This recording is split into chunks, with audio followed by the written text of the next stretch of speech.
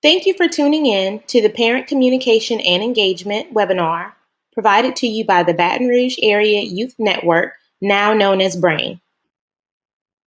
The purpose of this webinar is to equip program staff with tips and tools to improve parent communication and engagement. At the end of this training, you will receive a parent communication toolkit provided to you by Brightwell. The topics covered today are setting expectations, bridging the gap between at-home learning and program activities, effective communication strategies in difficult situations, and effective communication with families of diverse backgrounds. My name is Danica Kenner, owner and director of Community Kids After School Club. This webinar was written in part by Lynn Wormsley, who is the author of How to Raise Good Parents and Masterclass series Parents Talk.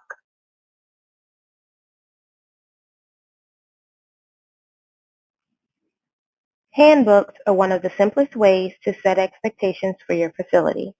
Your handbook will set clear guidelines of what to expect and what not to expect for your families. It should answer questions about your organization's general operations, rules, policies, and procedures. Schedule interruptions come in a variety of different forms, including holidays, bad weather, or early release days. Having clear procedures in place for these events can reduce miscommunication. You can always revisit your handbook for clarification when these situations arise.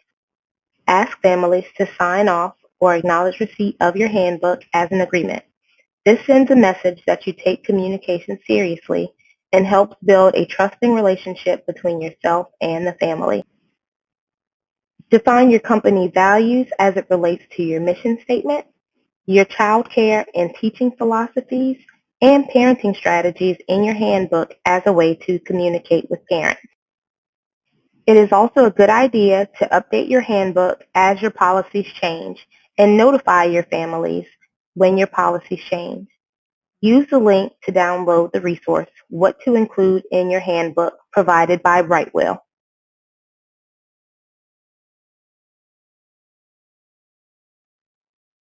Question: how do we bridge the gap between program activities and at-home learning? Add your thoughts to the group Jamboard by clicking the Jamboard link.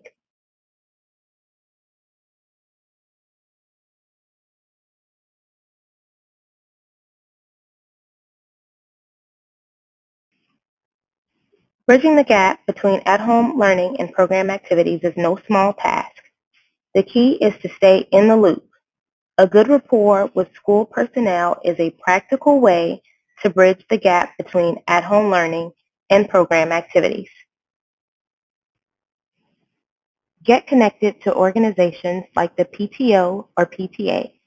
You can volunteer to help with things like newsletters or making phone calls.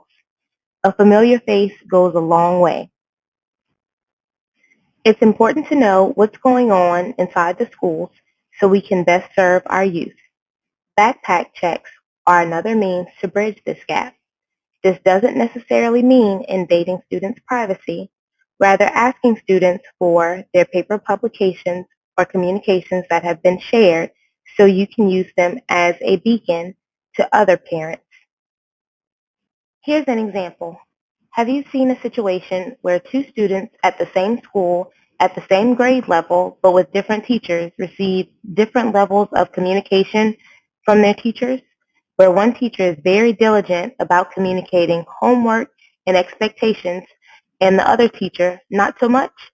A backpack check could be the remedy to this. This brings us to our last point, community profile. Get to know the community that you serve. What needs are in your community that aren't being met? And how can your organization best help meet those needs? We want to know, how are you communicating with families now? Share your ideas on the Jamboard by clicking the link. Here's a tip. Use online resources like Jamboard to encourage collaboration and collect feedback from families.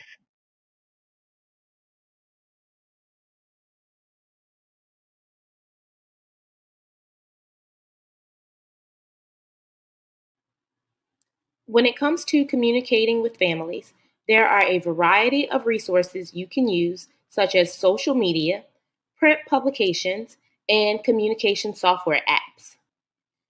There are no right or wrong methods to communicate with families. Use what you know and what's already available to you. We love to say, don't reinvent the wheel. Tried and true methods are not out of style. Streamlining communication is important because sometimes we need to get information out quickly. Consider your deadline and content for each communication method. Use multiple communication methods for different scenarios. Communication software is best for immediate contact with parents or emergency contacts. Print media is important for families that are limited by technology. Also, small children do not carry word of mouth messages well and are forgetful. Print media is best received up to 2 weeks prior to an event. Use technology to your advantage. Find resources that meet your skill level and facility needs. You should also consider free and paid resources. Speaking of print media and technology, the Google Translate app can repeat anything you say in up to 90 languages. This makes it a great tool to send print publications to families whose first language is not English.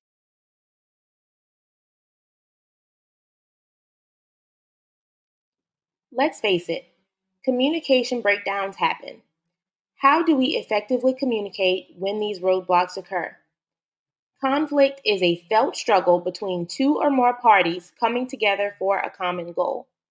The key is to set a goal, define the outcome, and focus on the student. Let's briefly think back to our handbook. If we have clear expectations, then we are able to be objective in our communication.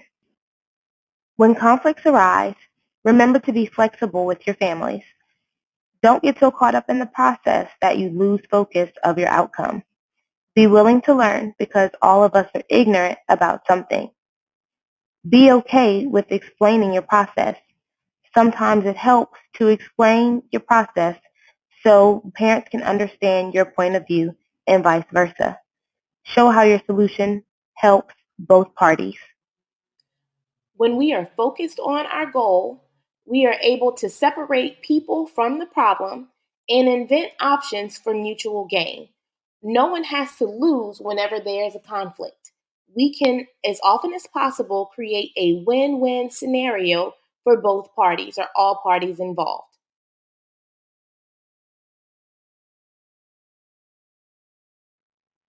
When we think of diverse families or non-traditional families, we may think of families that are different from our own. But we need to remember that families are families. This may look like a blended family, a divorced couple, cohabitating couples, a same-sex couple, single parents, families with non-marital children such as stepchildren, adopted children, or foster children, or grandparents raising grandchildren. Again, families are families. Seek parental guidance or ask questions if you are unsure about something. It is never safe to assume anything about anyone. When in doubt, it is okay to ask questions. Know the family structure even if it seems a little uncomfortable because it will help with communication in the long run. Now, let's make a plan of action to improve parent communication and engagement in our programs. Our first step is to focus on relationships. Building the trust of our parents and committing to communication is the first step to effective communication and engagement. Step 2, we can take practical steps to communicating effectively. Remember, we should use the tools that we already have available to us. If we already have a Twitter account, we should tweet. If we already have Facebook, we should use Facebook. Remember, don't reinvent the wheel. Use the tools that you have to communicate effectively. Step 3, build a community resource binder. This binder should contain all the communications that you would like to share with families. You can have a designee to save templates to share mass communications with your families. Review and download these resources in the links. You will find a parent communication toolkit that includes templates for daily updates, policies and procedures, newsletter blueprints, daily communication tips, difficult conversation tips, as well as a blog of what to include in your handbook, all provided by Brightwell. Remember to work smarter, not harder.